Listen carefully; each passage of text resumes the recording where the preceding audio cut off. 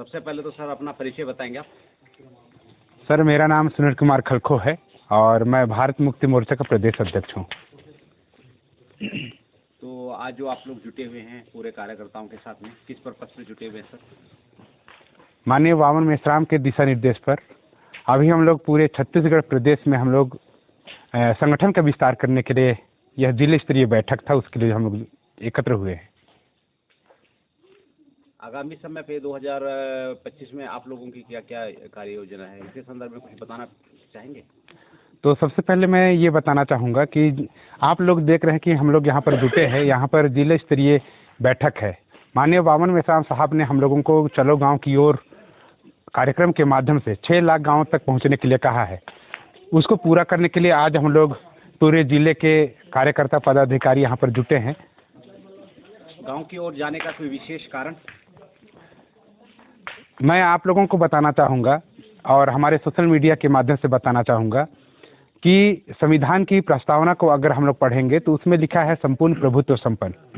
संपूर्ण प्रभुत्व संपन्न का मतलब है कि संपूर्ण अधिकार हमारी SC ST OBC और माइनॉरिटी के लोगों को भारत मुक्ति मोर्चा के दिशा निर्देश और नियंत्रण में उसके आंदोलन से हम लोग अधिकार दिलाना चाहते हैं। जी, मैंने सुना है वामन मेश्राम साहब आंदोलन को जन आंदोलन में कन्वर्ट कर रहे हैं। इस संदर्भ में आप क्या कहना चाहेंगे? आप बिल्कुल सही सुने हैं। मान्यवर वामन मेश्राम साहब हमारे देश में जन आंदोलन का निर्माण करना चाहते हैं और ये जो जन आंदोलन है अब टेकअप मोड की स्थिति में आ चुका है। तो अभी वर्तमान समय में हम लोग जन आंदोलन निर्माण करने के लिए हम लोग पूरे छत्तीसगढ़ में 33 जिले हैं और 33 जिले में 20,619 गांव हैं। इन सभी गांवों में हम लोग गांव का नेटवर्क तक हम लोग बनाने की कोशिश करेंगे और जन आंदोलन में तब्दील करेंगे। आप छत्तीसगढ़ के भारत मुक्ति मोर्चा के प्रदेश अध्यक्ष हैं। बतौर प्रदेश अध्यक्ष के रूप में आपकी भारत मुक्ति मोर्चा को लेकर पूरे प्रदेश भर में किस टाइप का कार्य योजना बन रहा है? तो अभी मैं आप लोगों के सोशल मीडिया हैंडल के माध्यम से पूरे छत्तीसगढ़ के लोगों को मैं बताना चाहूँगा कि हम लोगों का जो कार्य योजना है, हम लोग अभी जिले स्तर का गठन करेंगे और आगामी समय में हम लोग जिला से हम लोग तहसील में जाएंगे, तहसील से हम लोग ग्राम पंचायत में जाएंगे। इस प्रकार हम लोग पूरा जो नेटवर्क है हम लोग जन जन तक पहुंचाने का काम करेंगे। जन आंदोलन को राष्ट्रव्यापी बनाने के लिए आप लोगों के जो मुद्दे हैं वो क्या क्या मुद्दे होंगे? अभी आप लोग देख रहे होंगे कि EVM जो वर्तमान मनुस्मृति है, मान्यवर वामन मेश्राम साहब 8 अक्टूबर 2013 में जो फैसला आया था उस फैसले को लेकर के पूरे देश में उन्होंने जन जागृति किया और उन्होंने बताया कि EVM के माध्यम से फ्री फेयर एंड ट्रांसपेरेंट चुनाव नहीं होता है। इसको लेकर के हम लोग पूरे देश में जन जागृति कर रहे हैं और ये हम लोगों का पहला मुद्दा है कि EVM से जब फ्री फेयर एंड ट्रांसपेरेंट चुनाव नहीं होता है तो इसे ज़बरदस्ती हमारे मूल निवासियों के ऊपर में थोप करके हमको प्रतिनिधित्व विहीन करने का जो मामला है उसका हम लोग विरोध करते हैं। ये हम लोगों का पहला मुद्दा है। दूसरा मुद्दा ये है कि OBC की जाति आधारित जनगणना यानी 1931 के बाद में अभी वर्तमान समय तक नहीं हुई है। OBC की अगर जाति आधारित जनगणना की जाए तो वे लोग 60-65% से ज़्यादा होंगे और उनको संख्या के अनुपात में उनको हिस्सेदारी मिलनी चाहिए। ये हम लोगों का दूसरा मुद्दा है। अभी जैसे जशपुर को लेके एक सवाल है कि जशपुर को जैसे RSS का गढ़ बोला जाता है, लेकिन यहाँ पे इन्होंने BJP के लोगों ने, RSS के लोगों ने जशपुर को छोड़ के उधर बस्तर की झाबुआ से कन्वर्टेड मुल्क छत्तीसगढ़ का एक योजना चला रहे हैं। इस संदर्भ में आप क्या कहना चाहेंगे सर? तो यहाँ पर आप लोग देखे होंगे सोशल मीडिया के माध्यम से कि जशपुर का जो टीम है, यहाँ के जो कार्यकर्ता हैं, वे लोग बड़े ही ज़्यादा सक्रिय आंदोलनकारी हैं और आंदोलन के कारण ही यहाँ पर जो RSS BJP के द्वारा यहाँ पर षड्यंत्र किया जा रहा था और षड्यंत्र पूर्वक लोगों को अपने खेमे में जमा किया जा रहा था और उनके माध्यम से यहाँ पर आंदोलन खड़ा किया जा रहा था। और RSS BJP के लोग यही चाहते हैं कि यहाँ पर हिंदू क्रिश्चियन का मामला खड़ा हो, लेकिन बीच में भारत मुक्ति मोर्चा के आने से यहाँ पर जो हिंदू क्रिश्चियन का मामला है वो यहाँ पर कहीं पर बनता हुआ दिखाई नहीं दे रहा है। इसीलिए जहाँ पर हिंदू क्रिश्चियन का झगड़ा हो सकता है ऐसे जगह का उन्होंने चुनाव किया और इस जगह को उन्होंने झाबुआ जिले में शिफ्ट किया है। अभी जैसे कि RSS के द्वारा, भारतीय जनता पार्टी के द्वारा और कांग्रेस के द्वारा अक्सर ये बताने का प्रयास किया जाता है कि जो भी सामाजिक कार्यकर्ता होगा उनका हत्या कर दिया जाएगा, लेकिन पिछले 48 सालों से रिकॉर्ड है कि भारत मुक्ति मोर्चा के कार्यकर्ता का एक भी हत्या नहीं हुआ है। तो आप इस संदर्भों को कैसा देखना पसंद कर रहे हैं, या फिर आप इसके बारे में क्या बोलना चाहेंगे? तो मैं इस संदर्भ में बताना चाहूँगा, जहाँ भी छोटे छोटे जो संगठन हैं, छोटे छोटे संगठन को अगर ख़त्म करना है तो उसके नेतृत्व को ख़त्म किया जाता है। लेकिन ये जो भारत मुक्ति मोर्चा है, ये पूरे भारत में 33 राज्यों में ये नेटवर्क फैला चुका है और 2.5 लाख से ज़्यादा गांव में इसका नेटवर्क होने के कारण क्या है, किसी एक कार्यकर्ता को अगर किसी प्रकार का परेशान किया जाता है, उनको मारा पीटा जाता है या उनकी हत्या करने की साजिश की जाती है, जब ये खबर अगर संगठन को पता चलती है तो पूरे देश में माहौल बनता है, आंदोलन खड़ा होता है। और आंदोलन को ये लोग, आरएसएस के लोग, बीजेपी के लोग बहुत ज़्यादा डरते हैं और भारत मुक्ति मोर्चा के जितने भी कार्यकर्ता हैं, पदाधिकारी हैं, उसको इन लोग छूने की कोशिश नहीं करते हैं। अभी जैसे कि जशपुर में, छत्तीसगढ़ में बड़े तादाद पे आंदोलन सफल होते हुए दिखे हैं। भारत मुक्ति मोर्चा का सामाजिक हस्तक्षेप और जो है वो बहुत ही ज़बरदस्त रहा है। और इस सामाजिक हस्तक्षेप में हमने देखा है कि 24 दिसंबर को जशपुर जिला में एक बहुत बड़ा घटना घटा और उसमें आर्थिक बहिष्कार किया गया। आर्थिक बहिष्कार करने से जशपुर के जो भाजपा समर्थित जो व्यापारी हैं, उनका किस टाइप का रवैया रहा इस आर्थिक बहिष्कार को देखते हुए, फेस करते हुए?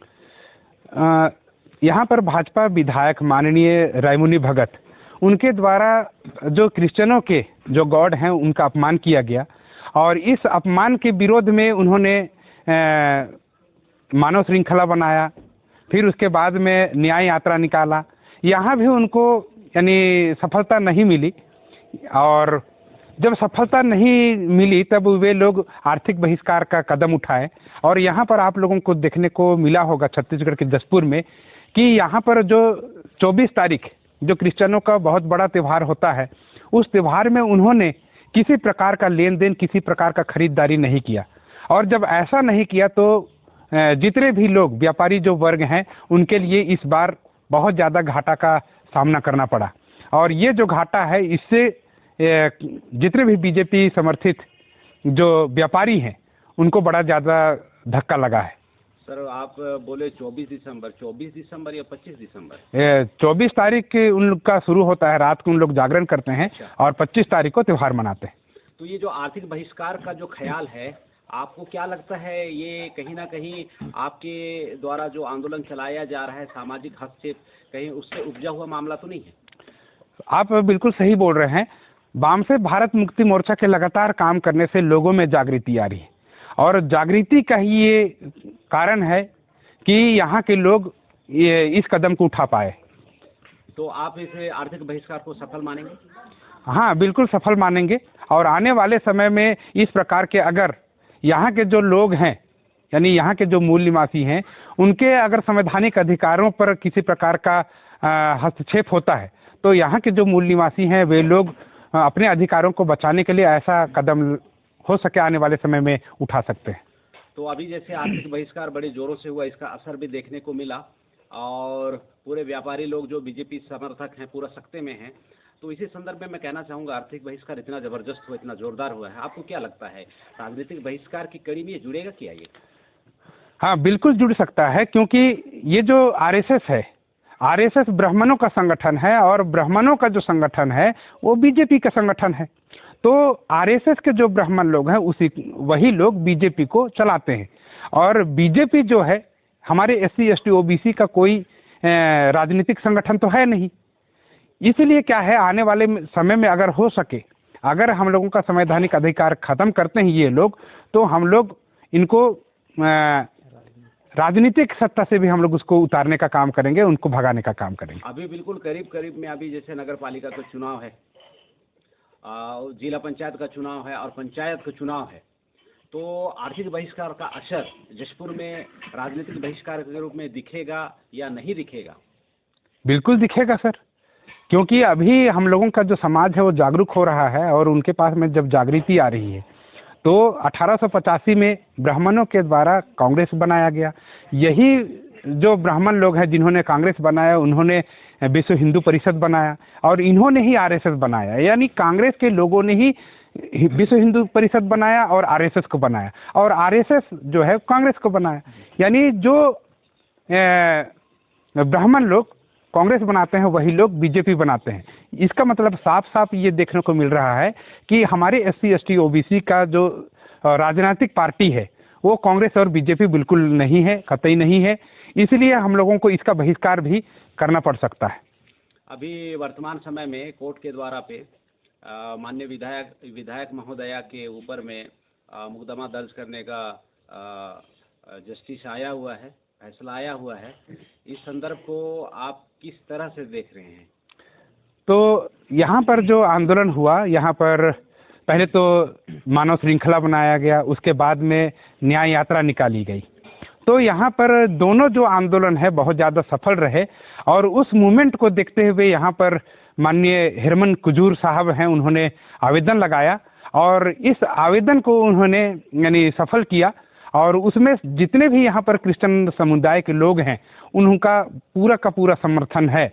और यहाँ पर माननीय रायमुनि भगत जो कि आदिवासी है और हमारे समाज से बिलोंग करती है, और इसको आरएसएस के जो ब्राह्मण लोग हैं उन्होंने इसको यूज किया। पहले तो उन्हें धार्मिक ध्रुवीकरण करने के लिए माननीय रायमुनि भगत को उन्होंने उकसाया, उन्हें अनर्गल बातें करने के लिए, अपमान करने के लिए उन्होंने कहा, और उनके बहकावे में, उनके वो में माननीय रायमुनि भगत आ गई और उन्होंने अपमान कर दिया। तो यहाँ पर जो आप लोग देखेंगे तो रायमुनि भगत का कोई ऐसा वो नहीं था, उनका माइंड यहाँ पर नहीं था, वहाँ पर उनके पीछे में जो आरएसएस के जो ब्राह्मण लोग हैं उनका माइंड था। आप लोगों को बता दूं, जैसे कि बिरसा मुंडा हम लोगों को लगातार संगठन जब उन्होंने बनाया था उस समय उन्होंने कहा कि अपने लोगों से मत लड़ना, जो तुम्हारे हक और अधिकार को दबा के बैठे हैं उनसे लड़ाई लड़ना। तो यहाँ पर जितने भी क्रिश्चियन समुदाय के लोग हैं उनका लड़ाई रायमुनि भगत से नहीं है, लेकिन उनकी जो गलत नीतियाँ हैं उनसे लड़ाई है। 2024 में भारत मुक्ति मोर्चा जिस तरह से अपनी लेगेसी बढ़ाई, जन जन तक पहुंचने में कामयाब हुआ, 2025 में क्या वही सफलता को आप लोग रिपीट कर पाएंगे? जी बिल्कुल, इस बार आप लोग देखेंगे कि इस बार 2024 से बड़ा जो आंदोलन है इस बार होने वाला है, और इसके लिए माननीय वामन मेश्राम साहब ने अपना दिशा निर्देश जारी कर दिया है। तो आप लोग अगर सोशल मीडिया देखते होंगे तो वामन मेश्राम के जो फेसबुक पेज हैं, उनके यूट्यूब चैनल हैं, MN TV है, रूप नारायण एक्का यूट्यूब चैनल है, सुनील खरखो यूट्यूब चैनल है, उन सभी यूट्यूब चैनल पर ये पोस्टर लगाया जा रहा है कि आने वाले 30 मार्च को यानी जेल भरो आंदोलन होगा, और ये देशव्यापी जेल भरो आंदोलन होगा। इस जेल भरो आंदोलन में पूरे देश से लगभग 12-12.5 लाख लोग यहाँ पर जेल जाने की तैयारी कर रहे हैं। ये पहला आंदोलन है। दूसरा आंदोलन हम लोगों का 29 जून 2024 को होगा, 25 को होगा, और इस 2025 के भारत बंद में अगर आप लोग देखेंगे तो पूरे देश में भारत बंद किया जाएगा और हर जगह ये भारत बंद सफल होगा। जी, आप सभी साथियों का बहुत बहुत धन्यवाद सभी सवालों के जवाब देने के लिए, और बहुत अच्छी तरीके से आंदोलन को टेकअप मोड में ले जाने के लिए आप सभी साथियों का बहुत बहुत धन्यवाद।